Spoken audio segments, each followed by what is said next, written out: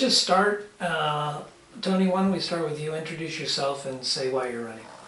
Sure, I'm Tony DeBone, Deschutes County Commissioner currently. Honored to be serving the citizens here of Deschutes County. I have run for office a few times now. This will be the 4th time running for a 4-year term for Deschutes County Commissioner. I'm a resident of southern Deschutes County, and when we run, we do represent everybody in the county. Bend, Red, Bend, Sisters, and LaPine, and everywhere in between. I'm honored to be, experienced in this time too. Everything seems to be moving.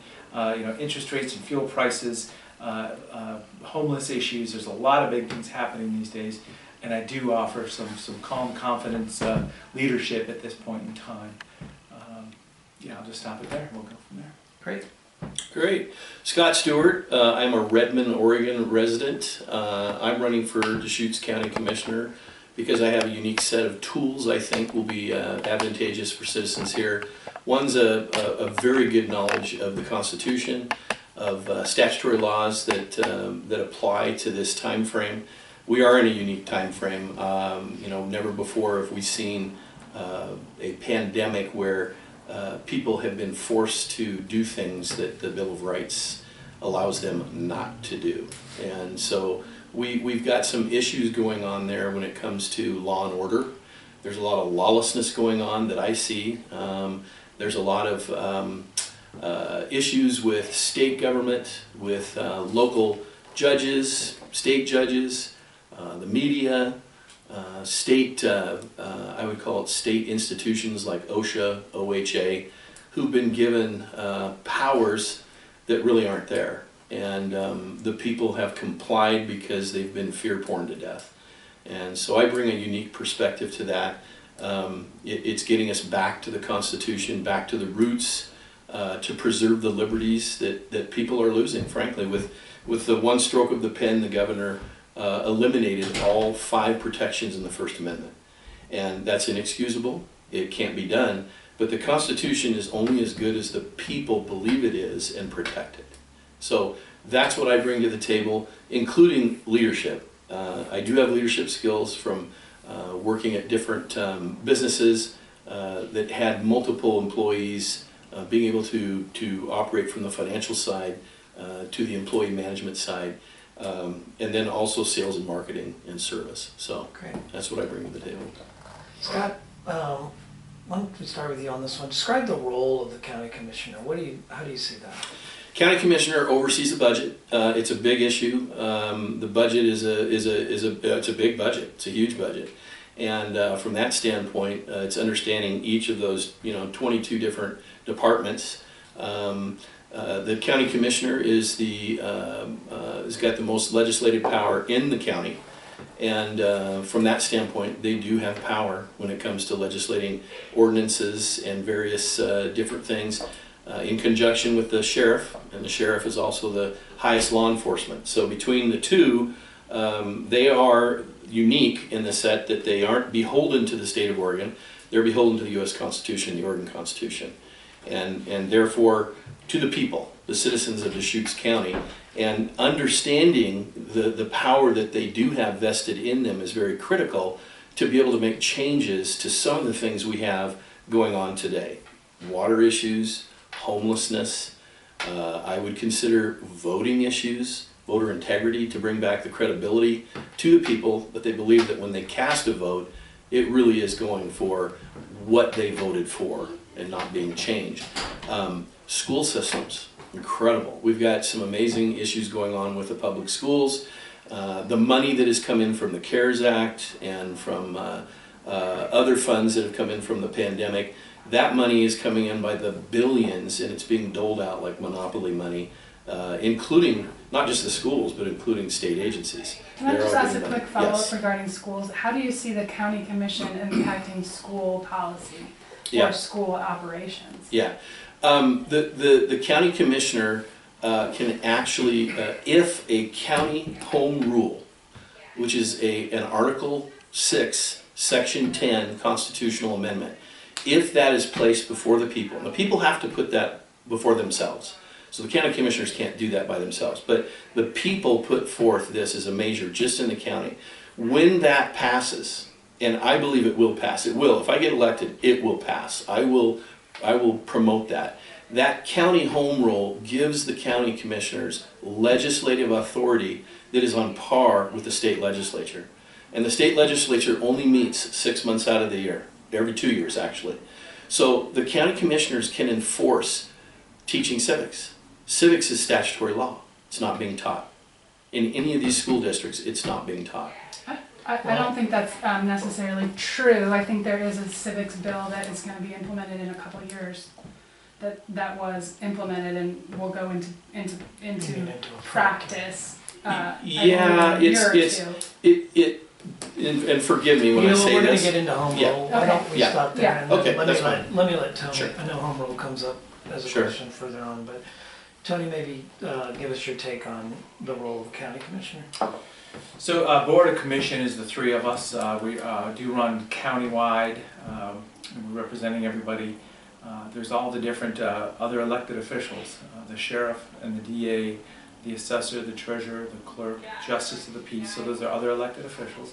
The board does have that policy and budget authority over the whole thing. We also think of ourselves as the political front end. The position of the county is a vote of at least 2 of the Board of Commissioners folks. It's either 2-1 or 3-0, no matter how you vote. And we do work together. We've got political diversity on the board right now, and we have some pretty exciting discussions sometimes, but we get down to it. It's either we're all 3-0 or 2-1 on some of these choices. We have the land use authority outside of the cities. The jurisdiction of the city of Bend and the jurisdiction of the city of Redmond City Council, Lapine and Sisters also. But we have the land use outside the cities. Deschutes County is just a wonderful place that we've got the unique opportunity and history of Sun River and Black Butte Ranch and Eagle Crest and Pronghorn and Tetherow. So those destination resorts really make Deschutes County this just wonderful, unique opportunity here in Central Oregon to have value. There's pretty high-end destination resort properties and a little bit of rural density. So some other places, just haven't evolved like this. So just honored to be doing it. But yeah, we get to the budget and policy authority on most things.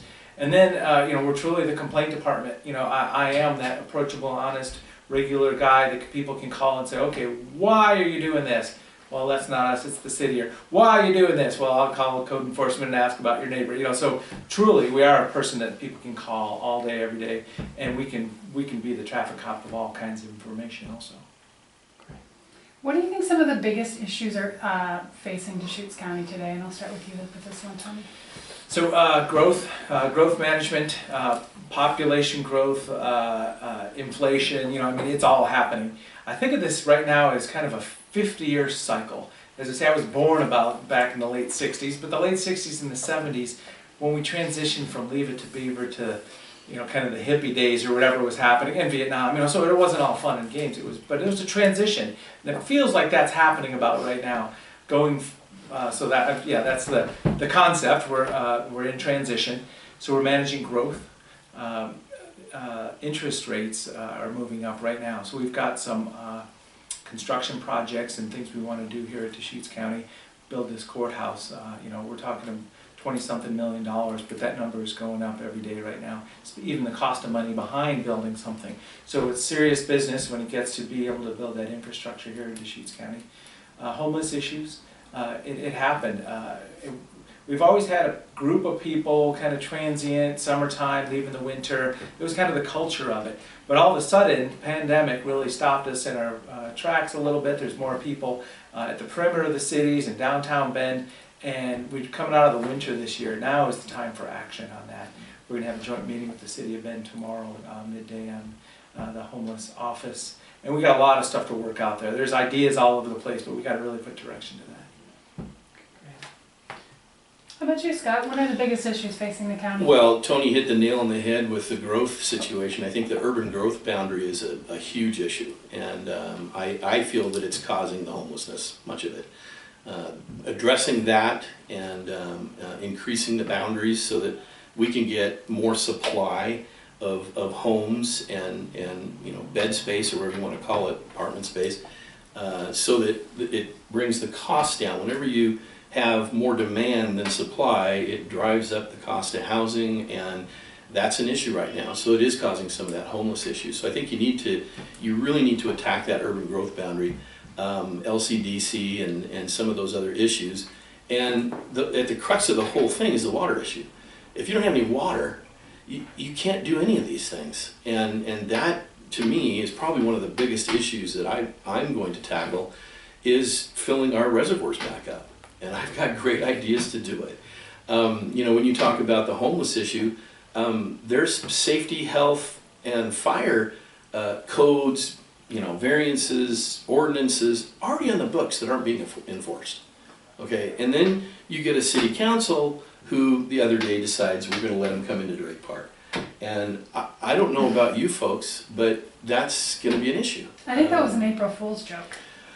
See, I heard about that, and I said, I don't know. I have to learn Mike Sype was at the meeting, and Mike and I talked about it. They were at the meeting when that went on. So if What meeting? well, see, that went around, because I heard about it, and I'm like, I don't know, that doesn't sound right. Yeah, so it got legs, obviously. yeah, well, I don't know. I mean, I talked to Mike about it. I said, Mike, is this true or what? Or what's going on here? So if that was an April Fool's on me. yeah, we didn't get that far yet. Fool's on me. Yeah. Okay, I'll take it in the shorts if that was it. But, But and I like didn't I get said, that clear. but Mike said he was there actually talking with the city council about this issue. So you know, and I trust Mike. I trust Mike with that. Can I just get a clarification aside from the Drake Park thing? So when you're saying the UGB increasing, you're saying that as a county commissioner, you would encourage the city to expand into the county and enlarge the UGB. You know, it's not my power to do that, but I can encourage them to do that. Yeah. And the county can issue ordinances and whatnot that favors that gives them the favor to do that. So it is the county working with the city on many of those issues to make that happen, and it also takes citizen involvement.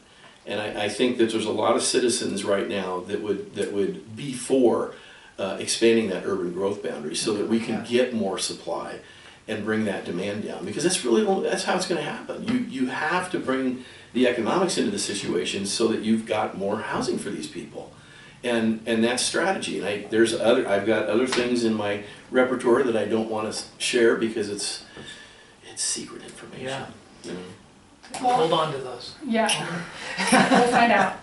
You'll find out. Tune in. So the next question was about land use. You guys started talking about it. I wanted to flip it to Tony first. You've been, you know, vocal at least in the inquiry with some of our state leaders about, you know, relaxing land use laws to allow some changes to EFU lands. Can you just tell readers a little bit about your philosophy around EFU and around just For sure. land use? So 1973, Senate Bill 100, Tom McCall, everybody's proud of our statewide land use system. I'm not against the system. The system has kind of been negotiated, litigated, and mitigated to a point, and at 50 years later almost, we're probably at a point where we need to just open up that book a little bit and talk about, okay, are we doing the right thing or not? Thousand Friends of Oregon was created to advocate for the land use system. But it's just like, it's run to ground. You know, east side of Bend, a lot of those parcels were zoned EFU, resource land. But they've never been farmed, they've never been farmed for a profit, there's no irrigation water on them. And we tried to do a non-prime resource land designation. We were shot down hard at the Board of Commissioners. We were threatened with, you know, legal at a meeting in the past. So the conversation isn't even being allowed to be had. So we're just trying to say, what if? We don't want to just see big sprawl. I mean, you know, there's a vision here. When you leave Bend, you're in the rural and you enter Redmond, that's pretty cool. You know, my wife's uncle said, oh man, back in the 70s we could see it growing together, and it did stop that. But we probably want to find a little bit more places for people. When the only construction we can do is either a high-rise in downtown Bend or a high-dense neighborhood in the edge of town, that's not the way everybody wants to live. Rural is out there, a couple acres is an opportunity, and I think we could probably find somewhere in the state of Oregon to do that. So it doesn't all have to be Deschutes County too, there's all of Eastern Oregon. We've got 4.3 million people, and you know, 79% publicly owned in Deschutes County, but I mean there's just so much land in the state. We could probably find somewhere for people to have small farms. Where do you see this going in terms of working with the state? What are the tools that you could use to kind of advance that? I mean, you went through, you said Board of Commissioners, I think you meant Land Use Board, but. Well, I don't remember. Yeah, we tried to do non-prime resource land, just a code amendment in our, so we didn't do anything in your own county. In our county I code, see, our okay, county code. all right. And it was stopped hard by legal stuff.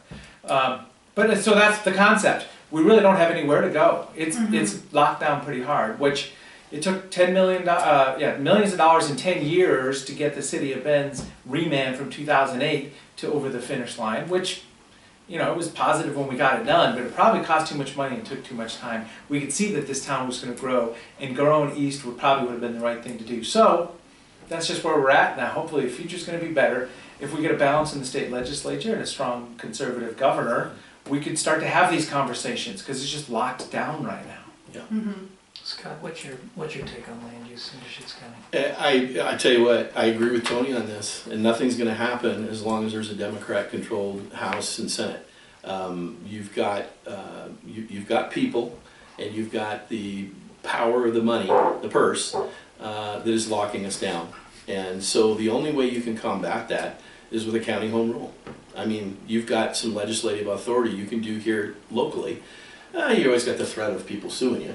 But, that's just something we have to deal with as a people, and you've got to get the citizens of this county to be able to join together and say, the court of public opinion says this. And then the county commissioners can do that to take care of some of those issues we're talking about. Going east is the way to go. Going west, the lay of the land is tough. When you talk about adding in, extra housing and apartments, that land out there is very conducive to I don't want to use the word sprawl, but growth, because we don't want sprawl. I mean, that's controlled growth. We want controlled growth. We really do. But you can't do that currently with the urban growth boundary the way that it is. So it needs to be addressed. Okay. What's your take on either one can jump in first? The state's relaxation of zoning laws to do away with single-family zoning. Do you think that's going to have an impact on this conversation that we're having, if we're talking about this 5 years from now? Well, so single-family home, you buy HB 2001. you buy a home, you get a big mortgage, you work hard for 10 or 20 years, and then the government comes in and says, well, that empty lot or that house that's dilapidated next door could be redeveloped into an apartment building. I'm not real excited about that. It's a belief that there's such a limit in land that we have to do these things. It's just a man-made construct at that point. And I'm not trying to blow up the whole thing, but I wouldn't have done that. Yeah. And so it's downtown Portland. That's got a lot more history, a little bit older neighborhoods. Here we're probably not going to see as much redevelopment, but some places it's shocking to see a multi-story apartment or maybe a 4-unit place going next to a couple of smaller homes, so not real excited about it. Okay. No, I agree with the American dream. I don't want to take away that single family option. I think people should have that option, and we should plan for it so that people can live down here and make it livable. But it's within the constructs of managed growth. I am a small government person. Okay, I believe in small government. I believe the same way the framers set this thing up, right? I mean, at the beginning, the federal government was only supposed to own the 10 square miles around Washington, D.C., and the land underneath ports, forts, authorities, postal offices, whatever. That was it. But what do we find? They own 70% of all the land west of the Rockies. I mean, that's just inexcusable. The states should have control of that. It should be turned back to the states. And they can do that. They can contract with the government, federal government. But what's happened here is we are... Are you saying convert, if I'm understanding, convert national forest into state land? Yes. Okay. Yes. Yeah, it could be done much better with local people operating the land themselves here.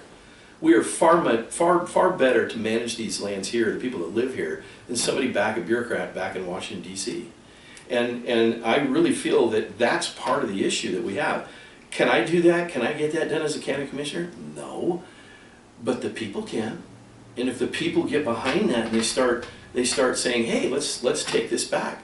But like Tony said, nothing's going to happen currently the way things are, when you've got a Democrat-controlled House, a Democrat-controlled Senate, and a Democrat-controlled governor, it's a lockdown. The only way we can fight back on these issues is the power of the people. It's the court of public opinion is what has to take place in order for that to change. Well, you have a really real-world example of this right now, where you have a piece of state land that's being, could be sold to a destination resort right here in Deschutes County. Mm-hmm. Thornburg wants to take on another piece of land to make that resort happen. So, curious about you guys' take on Thornburg, and A, whether we should sell a piece to the state, and B, whether it should be permitted and allowed to grow tree growth. So I just want to clarify, so my last comments were about changing the underlying zoning. So new development, I love the idea of mixing it up. I mean, I remember in downtown Chicago, a horseshoe type apartment building with a courtyard and like 2 or 3 floors.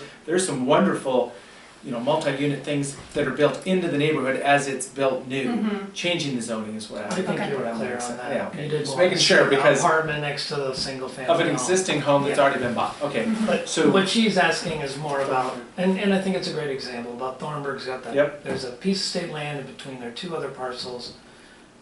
Should it be turned over? So yeah, the state land board is the governor, the Mhm. secretary of the state, and the treasurer. That's they represent the land that the state owns. I was not informed, I heard about it in the news. So I'm just saying I didn't know anything about it. I've seen Thornburg come across, appeals come across in front of us a few times over the Right. years. So I've always been supportive of that application relative to the state land use system. There's like two blocks of land kind of in the inside corner there. Yeah, I mean, if it's a willing buyer and willing seller, it's a transaction to be done out there. It does change the kind of the public land access for some of the local residents in that area. But I mean, it's a very public process too. So yeah, I guess I'm not too strongly opinionated either way on it.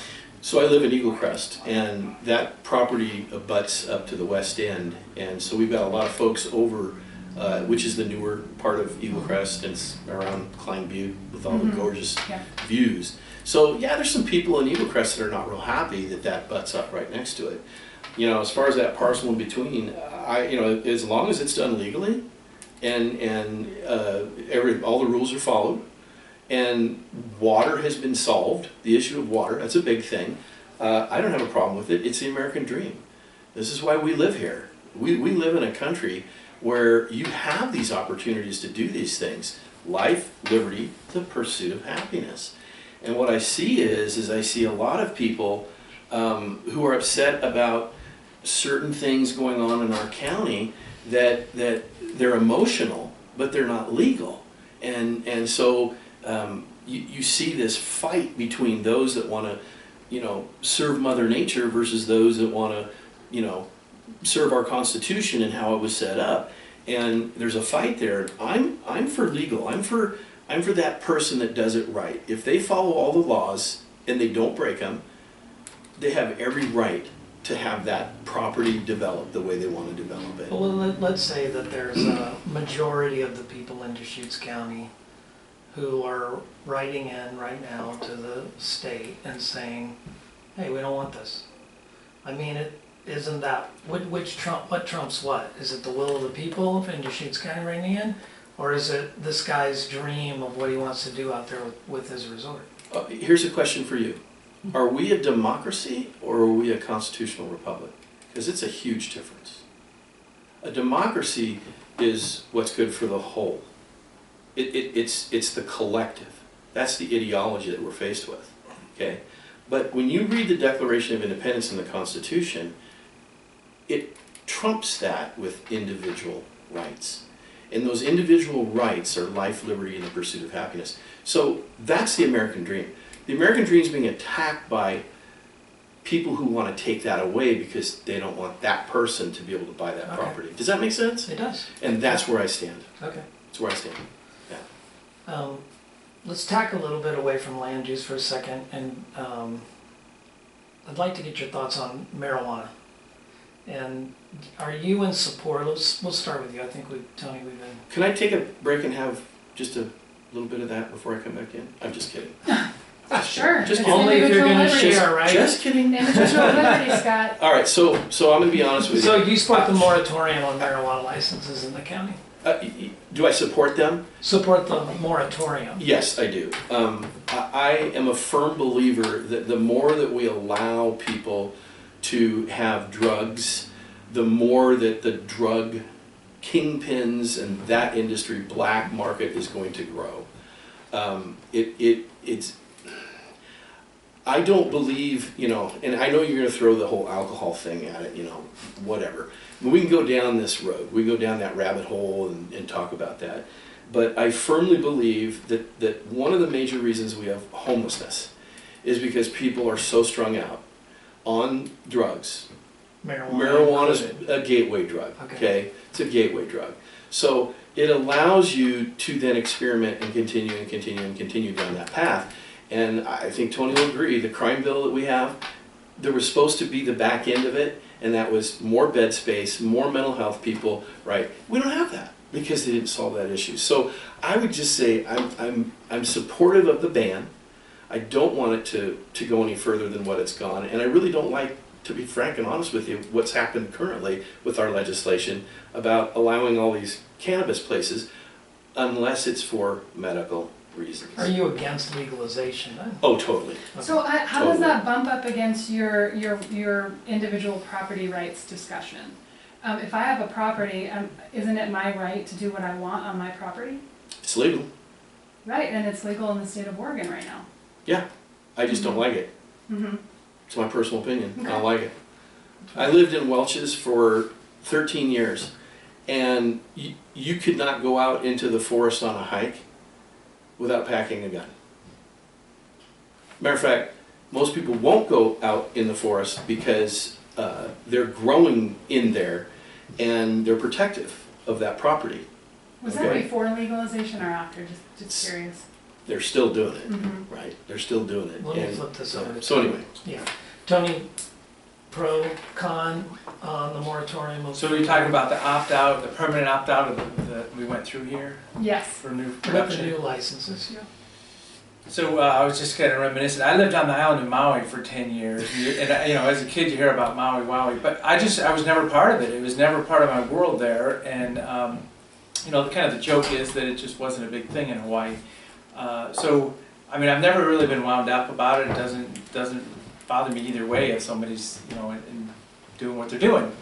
I have been through the whole thing since Measure 91, right? So the citizens voted about 6 years ago now, whatever it was. 6 months later, the state legislature defined it as a crop to be allowed outright to be grown on EFU land. Mm. That was the moment we're like, whoa, now what? Because people really got wound there.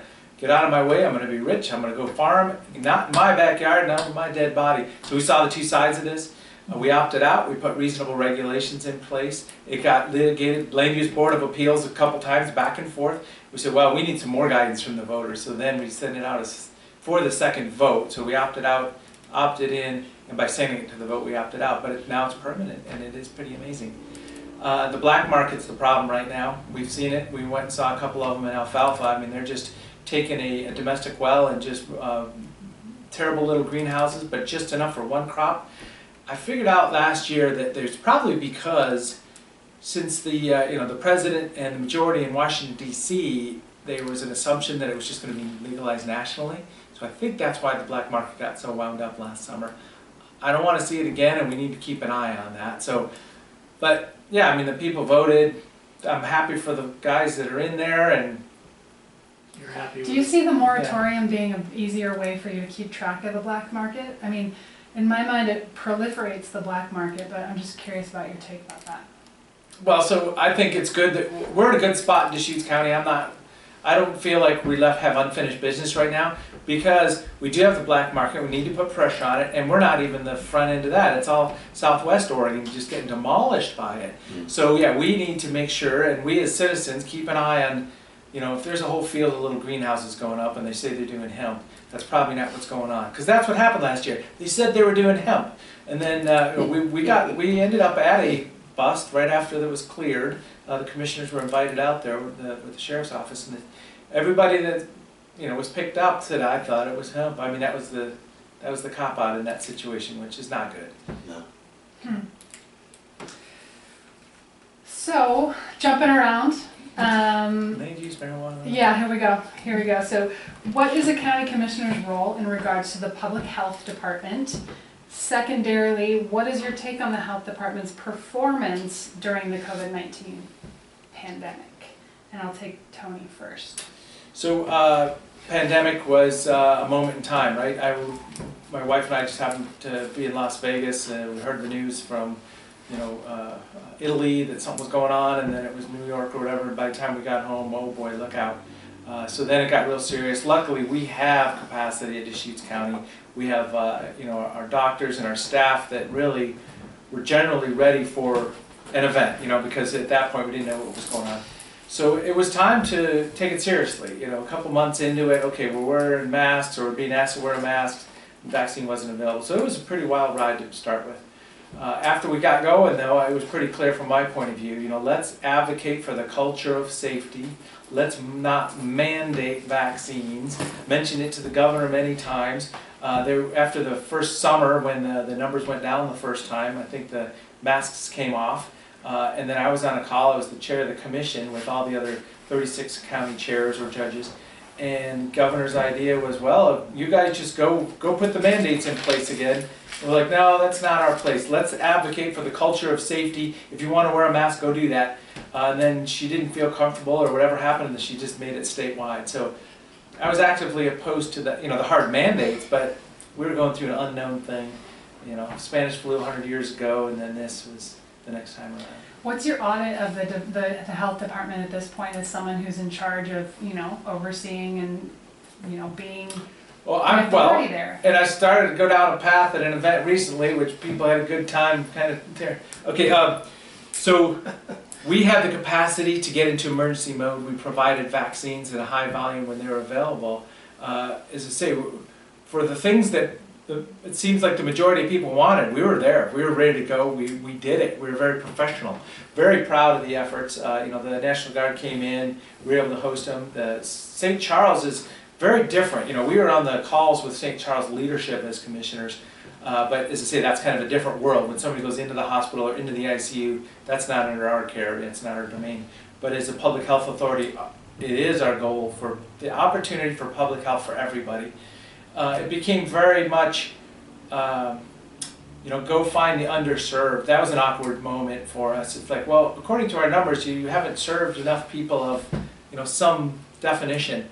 And we're like, how are we finding these people? Somebody, so it became very political. Who was saying this to you? Oh, the governor and the OHA. Okay. I mean, it was all diversity, equity, inclusion, and underserved. So it's just the terminology, and we're supposed to go, I don't know, I don't want to say much more because it's very political at that point. But my point is, if anybody wanted a vaccine, it was available. It was offered, please come in and do it, right? So there was a lot of layers of politics in that whole thing. Okay. I would have attempted to issue a resolution if I was the county commissioner that Deschutes County was a mandate-free county. And I would base that on the Constitution. If you look at Article XA, which is the emergency clause in the Constitution, there's a timeline there in Section 6. It gives the governor 60 days. Marbury versus Madison, 1803. Any law, ordinance, rule, variance, mandate, executive order that is repugnant to the Constitution is no law at all. Okay? The tenor of that catastrophic emergency clause in the Constitution is that it is for a short-term period of time. Now, the state legislature gave 2 other statutes that the governor could follow. But the tenor is she has a timeline she has to assign to it. So you'll see that I created this, that is for you, and I have passed that out to thousands within Deschutes County. This covers all the laws that are being violated by the governor, by her guidelines, by her mandates. You have an opinion by Judge Shirtcliffe over in Eastern Oregon that she violated her own timeline. ORS 433.441 states she had 28 days. And then she could have gone back for another 30. She didn't because the legislative session wasn't in. Shirtcliffe said, done, it's over, legally.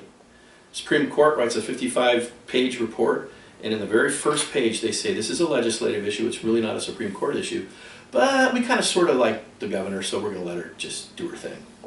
And then we're fear porn to death by unelected officials like Pat Allen and our gentleman over at OSHA. I can't remember his name, he's no longer there, he's up in Washington. But I am not liked. I'm not liked at OSHA, I'm not liked at OHA, they know who I am. And the governor definitely does not like me. I've been turned into the FBI, okay? And I'm FOIA requesting, I'm finding out who did, because I believe in peaceful noncompliance. And I would have said, if you want to get that vaccine as a commissioner, you go get that vaccine. If you want to wear a mask, you wear that mask. But if you don't, then let's don't have this civil discourse where we've got people over here pointing fingers at people over here because it's not keeping them safe. The mask does not work, period. What would you say is your take on the health department's performance during COVID? F. F. F. On what grounds? On the grounds that they took the party line that we're gonna enforce all these issues with businesses and other state agencies. We're going to enforce the mask issue. We're going to do this. We're going to fine you. A doctor in Dallas, Oregon lost his license. But the Deschutes County Public Health, did they issue any, that's, let's get Yes. to that. They Yes. issued fines? Yes. Yes. And none of the fines have been paid. Why? Because I am informing people you don't have to pay them. Matter of fact, Article 1, Section 18 says the governor owes every single business she locked down. And it's right here. I have highlighted it and I have tabbed it. Go read Article 1. Okay? Article 1 basically says in Section 3, your religious reasons are your religious reasons. Nobody has the right, especially a secular organization, to require you to give them, in writing, an exception. It's not even the same definition as an exemption. There's two totally different. So, Article 1, Section 8 is free speech. This is not free speech. Soft-spoken people can't be heard. You have to keep asking them over, what did you say? What did you say? So we've been fear-porned to death by the media. OHA has been a part of that.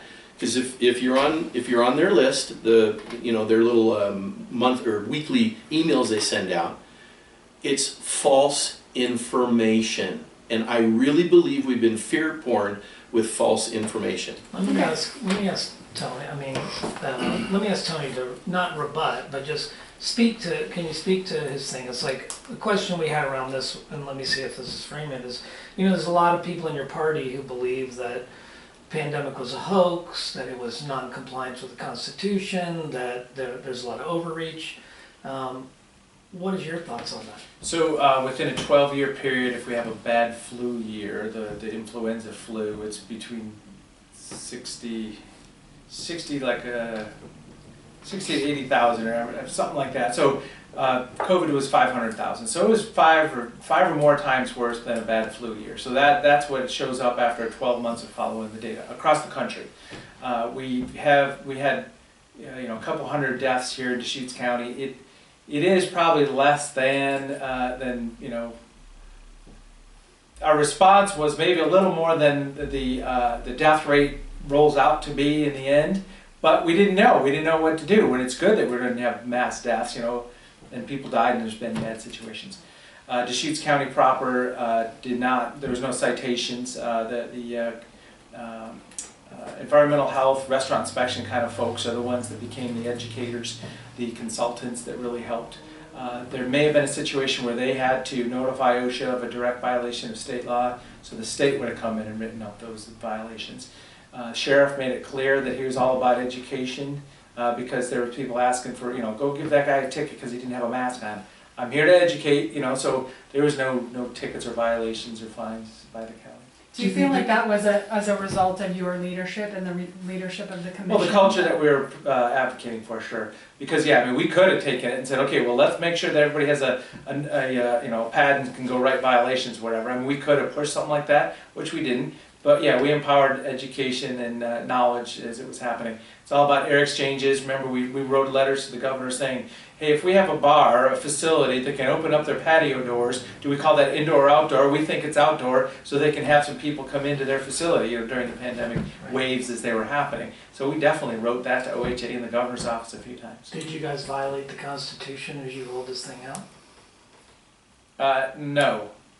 So I don't follow some of the terminology like that, but I am legally supported by very legal staff that tells us, what's right and what's wrong. So no way are we violating anything, I'm really curious, sorry. Go ahead. Yeah, isn't this I'm interesting? curious going We could be forward. here all afternoon. Okay, yeah, we could belabor these points and, Yeah. all have varying opinions. I'm curious going forward, assuming that we will not be back into a lockdown and assuming that the emergency declaration will indeed be rescinded forever, which I believe is coming soon in April 15th, I believe, is the emergency declaration goes away at the state level. What's your approach?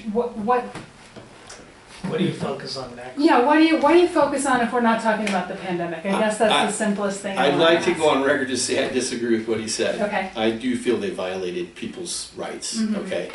And I'm going to tell you right now, Article 1, Section 22 says, the operations of these laws, meaning Article 1, Article 2, all the way through, in the Constitution of Oregon and the United States Constitution, shall never cease except by the authority of the Legislative Assembly.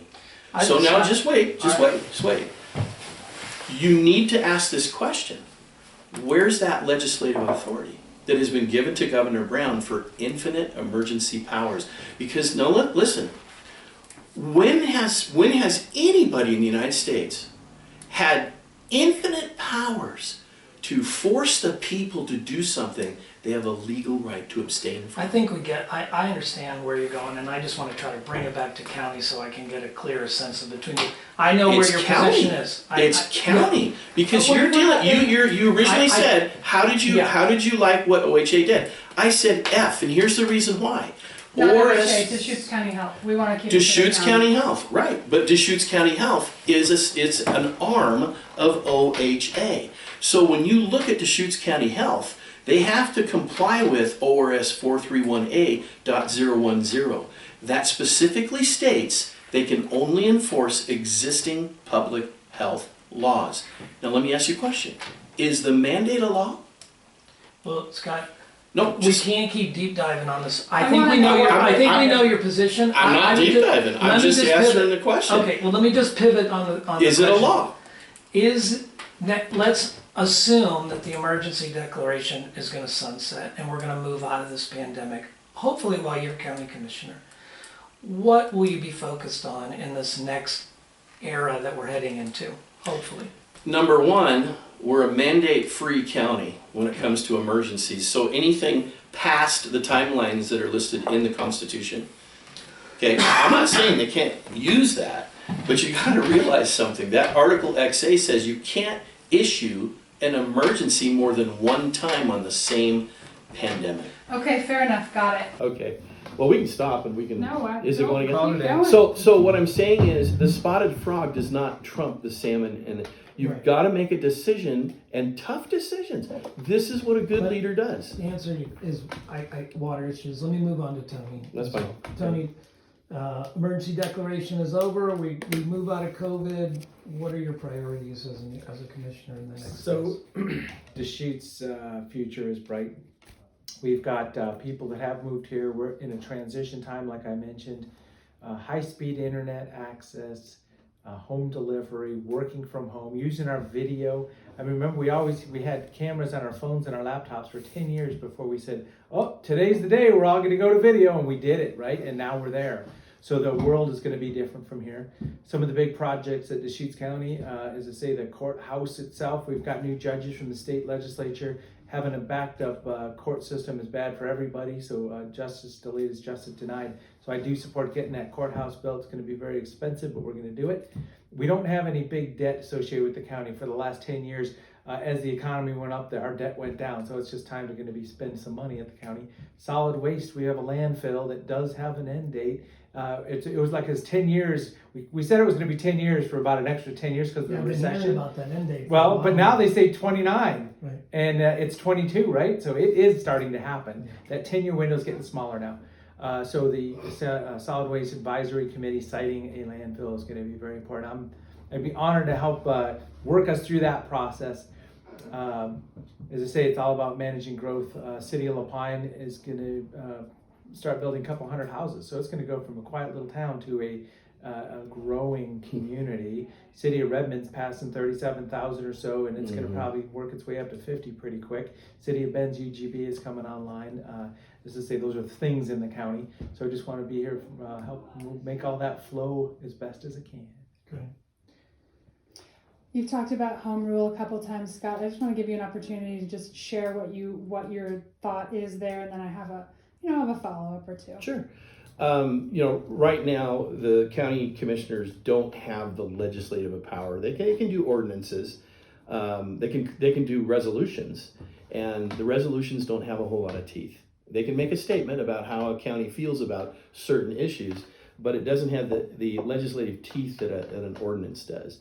So that county home rule, I believe, is critical for the issues that you're bringing up today, the questions you're asking us, because we can make those difficult decisions to go forward and bring back to the county a sense of law and order, water, solve the homeless crisis, right? Solve the voting crisis, okay?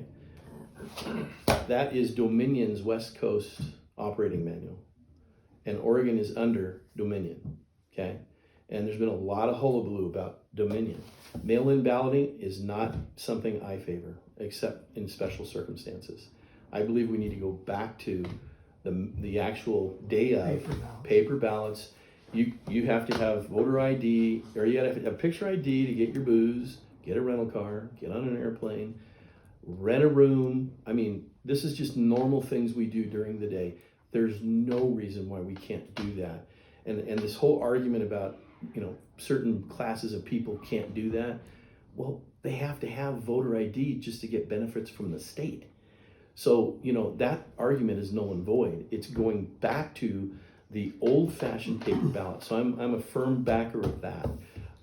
Maybe just explain how, for people who don't know, how does home rule, I understand you're for home rule, but how does home rule get implemented? How does it change? It's a ballot measure. The people have to bring forth a ballot measure, put it on, the voter roll, and then what they do is they take a percentage of the previous vote, the number of people that literally voted in the previous vote, whether it's November or the primary, and they take a percentage of that for a yes vote. That's how many it would take. That's how it's determined in here.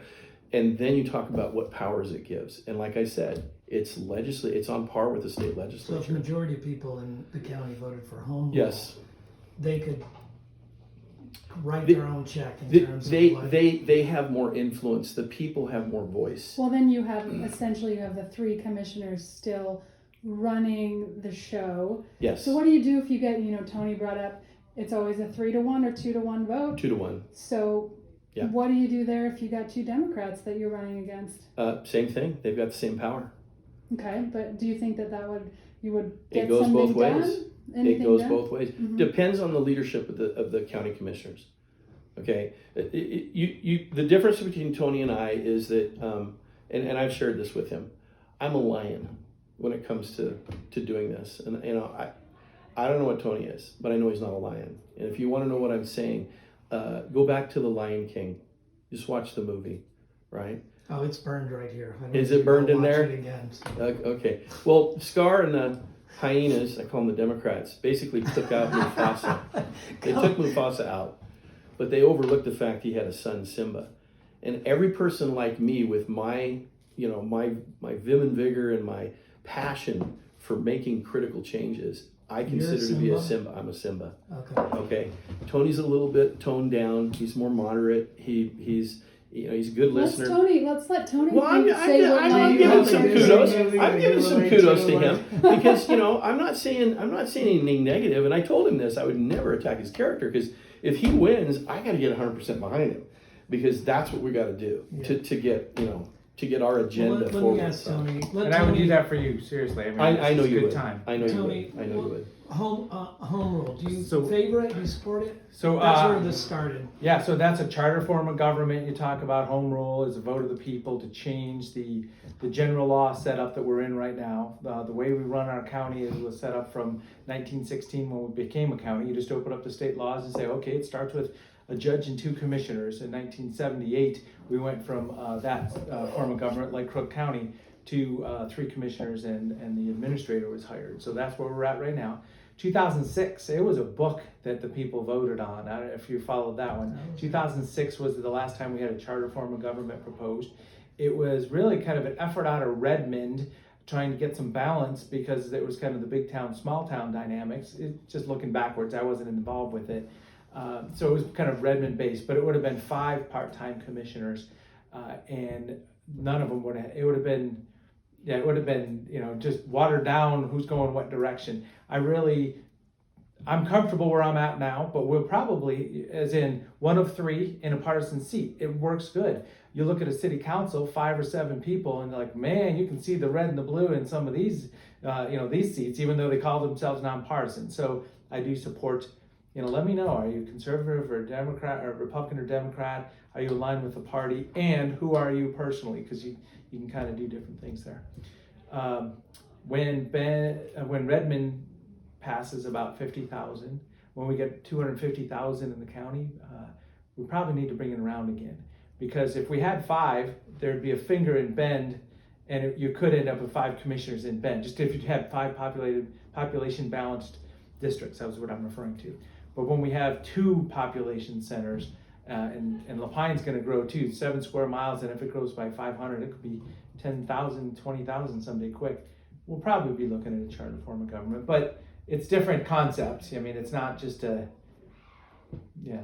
based on a recent world event, perhaps.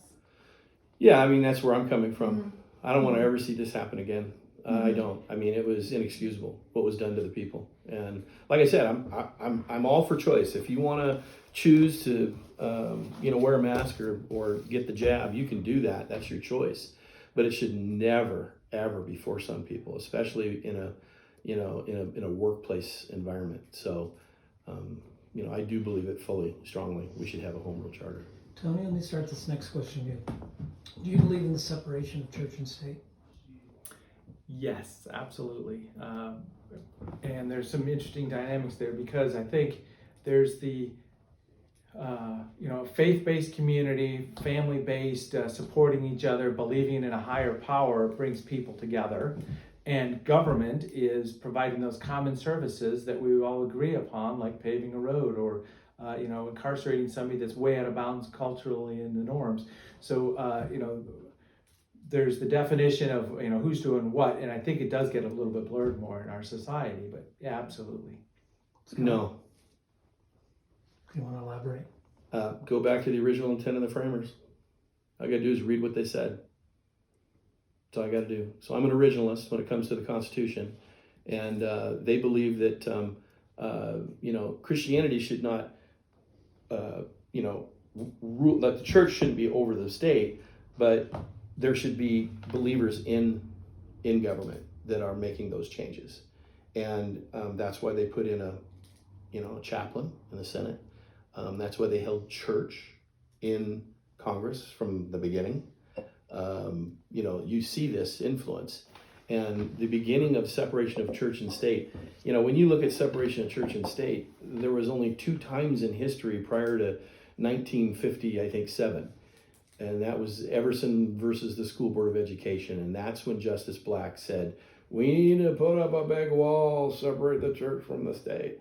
And really what he was saying is the state needs to tell the church what to do. And that's really what has happened. Because since then, there was only 2 mentions of separation of church and state. One was a court ruling, and it had nothing to do with today's definition of church and state. And Thomas Jefferson gave that same statement back to the Danbury Baptist Association, telling them that, hey, I'm going to protect the church from any kind of encroachment by government.